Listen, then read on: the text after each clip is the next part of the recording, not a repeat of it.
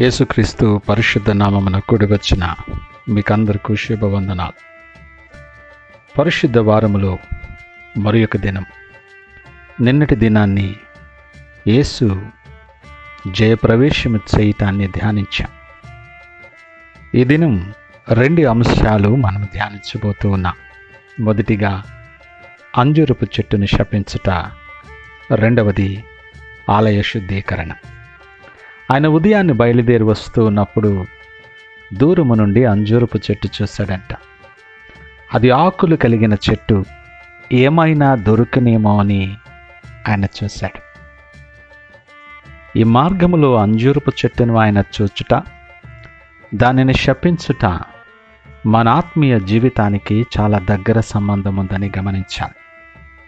చాలాసార్లు ఈ మాట మనం అనుకుంటాం, ఆయన ప్రేమాస్వరూపి కదా, ప్రేమ కలిగిన వాడు కదా, ఆయన నోట కోపము గల మాటలు, గద్దింపు మాటలు, దాన్ని శపించటం ఇది భావ్యమా అని మన ఆలోచన వరకు అయితే ఇది సబబుగానే కనిపిస్తుంది.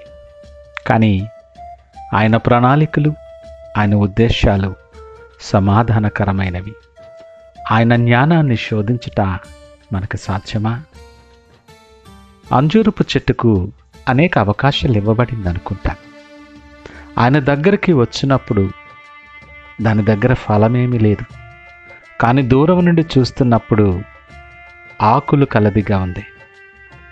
అంజూరపు చెట్టు ఆకులు ఉంటే ఫలాలు ఖచ్చితంగా ఉంటాయి. దూరము నుండి ఫలములు కలిగిన చెట్టు వలె కనబడుతూ, దూరము నుండి ఫలభరితమైన జీవితములా కనబడుతూ, యేసు దగ్గరకు వచ్చి చూసినప్పుడు ఫలములు లేనిదిగా కనబడుతుంది. ఈ మాట మనం చాలా ఆత్మీయ జీవితములో అన్వయించుకోవలసిన పరిస్థితి ఉన్నది.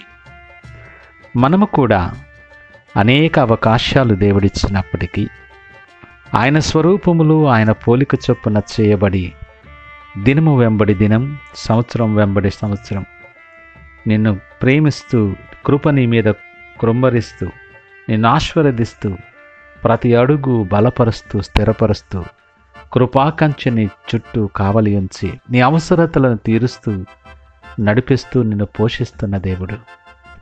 ఈ దినం, ఈ క్షణము నువ్వేమై ఉన్నావో అది కేవలము నీ ఉచితమైన కృప. లోక సంబంధమైన ఆశీర్వాదాలు మాత్రమే కాదు, కానీ ఆత్మీయ సంబంధమైనటువంటి ఫలములు నువ్వేమి ఫలించావో ఒకసారి పరీక్షించుకోవలసిన సమయం. క్రైస్తవులమని చెప్పుకోవటానికో, ఆదివారం క్రమముగా ఆరాధనకు వెళ్ళిపోవటానికో ఇదే భక్తి అనుకున్న భ్రమలో మనం బ్రతుకుతున్నావేమో. యేసు నీ దగ్గరికి వస్తాడు ఖచ్చితంగా. ఆయన నామము కలిగిన బిడ్డగా నిన్ను ఎంపిక చేసుకున్నాడు. నీ దగ్గరకు ఆయన ఆశ కలిగి నువ్వు ఏమి ఫలించేవో చూడటానికి అని నీ దగ్గరికి వస్తాడు.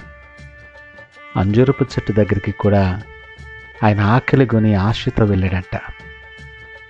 కానీ ఏ ఫలములు అది ఫలించలేదు. కేవలం ఆకులు మాత్రమే అది కలిగి ఉంది. దూరము నుండి చూసినప్పుడు అది ఫలించే చెట్టుగా ఉంది, అనగా భ్రమింప చేసేటటువంటి పరిస్థితులలో, వేషధారణ కలిగిన పరిస్థితులలో ఉంది. మన జీవితాలు కూడా అంతేనేమోక.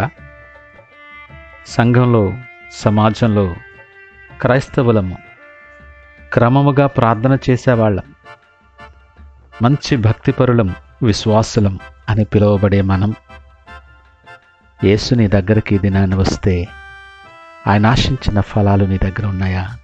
ఆలోచన చేయి.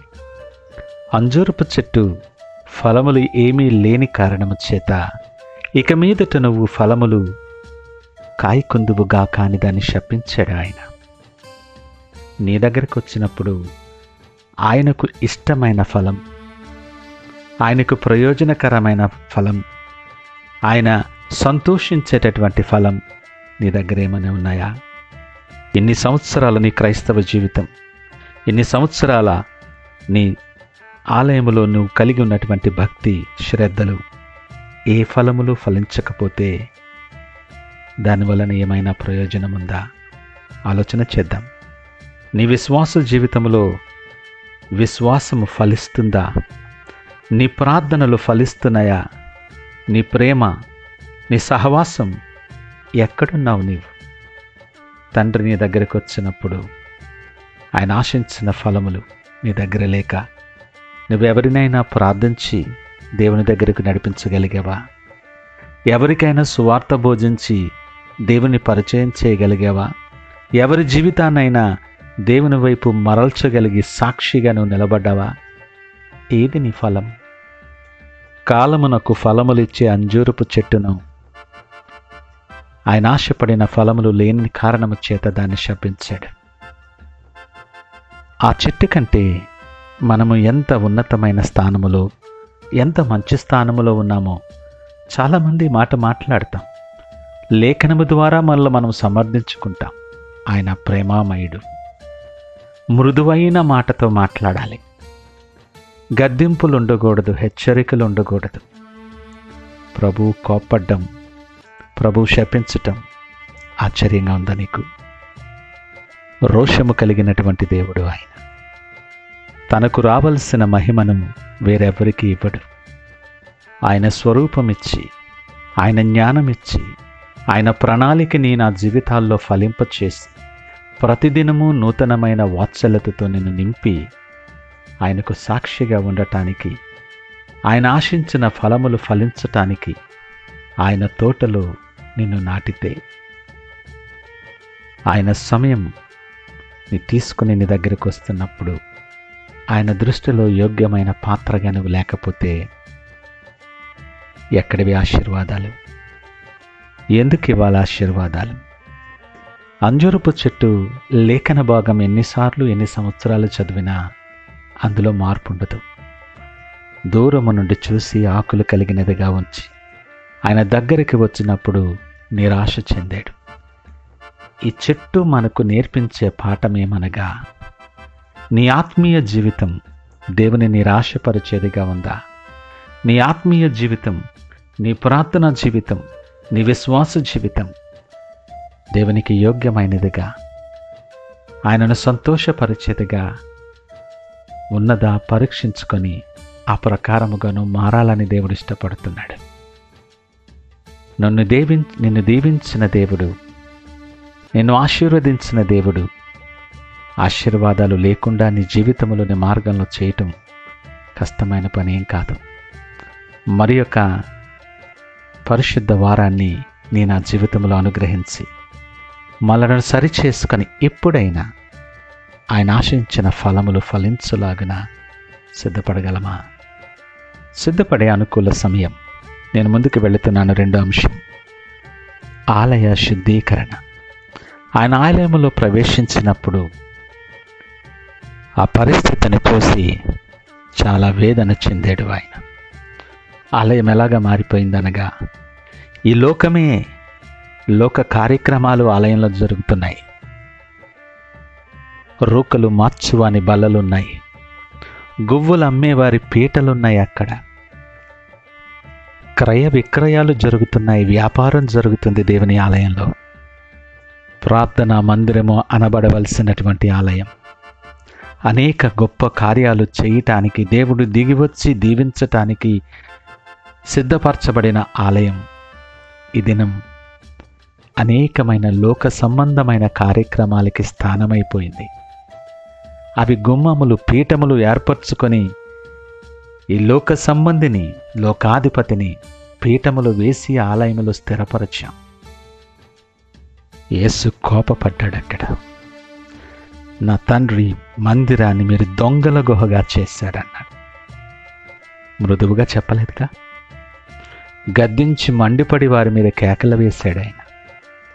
కారణం, ప్రార్థన మందిరముగా ఉండవలసినటువంటి ఆలయం ఈ లోకపు దొంగల గుహగా చేయబడింది. అక్కడ పవిత్రత లేదు, భక్తి లేదు, భయం లేదు, కేవలం వ్యాపారం నడుస్తుంది అక్కడ. ఈ దినాలలో కూడా మన ఆలయాలు ఒకసారి ఆలయాలలో మన ప్రవర్తన, ఆలయాలలో మనముండే రీతి కూడా జ్ఞాపకం చేసుకుందాం. ఎందుకు వెళ్తున్నావు నువ్వు ఆలయానికి? దేవుని ఆత్మతో ఆరాధించటానికి నువ్వు వెళ్తున్నావా?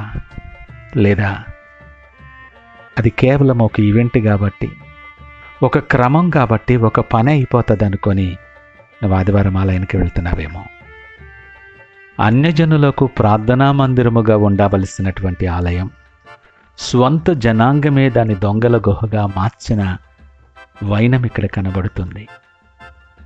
నువ్వే గుంపులో ఉన్నావు? నీ ఆలయాన్ని నువ్వు ఎలాగూ మారుస్తూ ఉన్నావు? దేవుని సన్నిధిలో ఆత్మతో సత్యముతో ఆరాధించే గుంపులో నువ్వు ఉన్నావా? లేదా లోక కార్యక్రమాలు జరిపించటానికి, నీవు గొప్ప చేయబడటానికి, నీవు ఘనపరచబడటానికి, లేదా ఈ దినాల్లో చూసుకుంటే కపటపు ఆలోచనలు, పార్టీలు, గుంపులు సంఘాన్ని విడగొట్టి దేవునికి వేదన కలగదా? ఆయన శుద్ధీకరణ మొదలుపెట్టాడు. అవన్నీ కూడా ఆలయంలోండి పడదోయబడతాయి. ఇదేమి బోధిస్తుందో తెలుసా? నీ కుటుంబంలో, నీ హృదయంలో, నీ జీవితంలో, నీ మార్గంలో దేవుని కంటే ఎక్కువగా దేనికైనా పీఠాన్ని సిద్ధపరిచేవేమో. అవి మొదట నీ హృదయము శుద్ధీకరించబడాలి, నీ జీవితము శుద్ధీకరించబడాలి. అది ప్రార్థన మందిరముగా మార్చబడాలి. పౌలు అంటాడు, మీరు దేవుని ఆలయమని మీరు ఎరుగరా? దేవుని ఆత్మ మీలో నివసించునని మీరు ఎరుగరా? అది దేవుని ఆలయమైతే దేవుని స్థానం భద్రంగా ఉందా? దేవుని స్థానం ఎక్కడున్నదో, పవిత్రుడైనటువంటి దేవుడు, పరిశుద్ధుడైనటువంటి దేవునికి నీ శరీరం, నీవు ఆలయముగా ఉండవలసిన నేపథ్యంలో ఆయన ఎక్కడా కనబడకుండా వేషధారణ కలిగిన జీవితం, ఆకులు కలిగిన అంజూరుపు చెట్టు వలె భక్తిపరులుగా, విశ్వాసులుగా, మంచి కార్యాలు చేసేవారిగా కనబడుతూ నీ జీవితాలలో, నీ గృహములో యేసుకు స్థానము లేనటువంటి జీవితం జీవిస్తున్నావేమో. అంటున్నాడు కదా, దేవుని ఆలయముగా ఉన్న నీవు శుద్ధీకరించబడాలి. ఆలయ శుద్ధీకరణ మనకు బోధించే పాఠం ఇదే. లోక సంబంధమైన ప్రతి పీఠం, లోక సంబంధమైన ప్రతి బల్ల, లోక సంబంధమైన స్థిరపరచబడినటువంటి ప్రతి అంశము అవి పడగొట్టబడాలి, తీసివేయబడాలి. మరల తిరిగి నీవు దేవుని మందిరముగా, అనేక మందికి ప్రార్థన మందిరముగా నువ్వు మార్చబడాలి. అది దేవునికి ఇష్టమైన ఫలమని జ్ఞాపకం చేసుకుందాం. ఆలయము పరిశుభ్రపరచబడిన తరువాత అద్భుతమైన మాట అక్కడ వ్రాయబడి ఉంటుంది. గుడ్డివారును, కుంటివారును దేవాలయములో ఆయన దగ్గరకు రాగా వారిని స్వస్థపరిచాడట.